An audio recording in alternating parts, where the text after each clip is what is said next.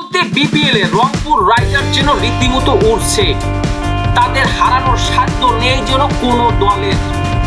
জিতেছে টানা 8টি ম্যাচ, আছে পয়েন্ট টেবিলের সবার উপরে। সব দলের আগে এককভাবে নিশ্চিত করেছে বিপিএল এর কোয়ালিফাই। রীতিমতো টি-20 টুর্নামেন্টগুলোকে নাড়িয়ে চালিয়ে দিচ্ছে রংপুর রাইডার্স। একের পর এক জয় তুলে নিচ্ছে দলটি। আপাতত দৃষ্টিতে খেলা দেখে মনে হচ্ছে রংপুর রাইডার্সকে হারানোর শক্তি নেই কারো।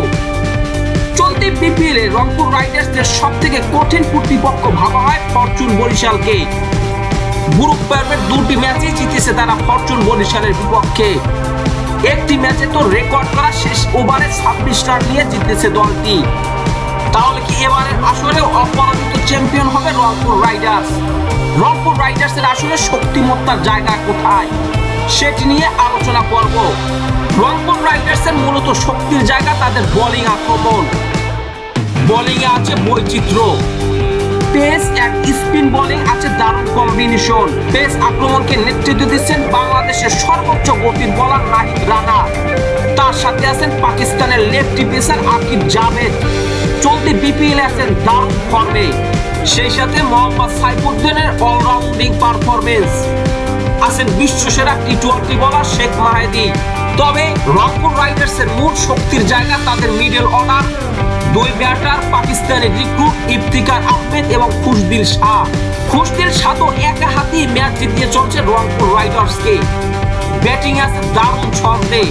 চলতি বিপিএল এর সর্বোচ্চ স্ট্রাইক রেটও তার দখলে। সর্বোচ্চ রান সংগ্রহ তালিকায়ও আছেন তিনি। বল হাতেও দারুণ কার্যকরী এই ক্রিকেটার। দলটিতে আছেন ডানহাতি পেস বোলার, বামহাতি পেস বোলার, আছে ডানহাতি অফ স্পিন বোলার, বামহাতি স্পিন বোলার। যে কারণে যে কোনো দলের যে কোনো ব্যাটসম্যানের বিরুদ্ধে বোলিং আক্রমণ নিয়ে চিন্তা করতে হয় না রংপুর রাইডার্স। ব্যাটসম্যান ডানহাতি হোক কিংবা বামহাতি হোক, অস্ত্র আছে রংপুর রাইডার্সের হাতে।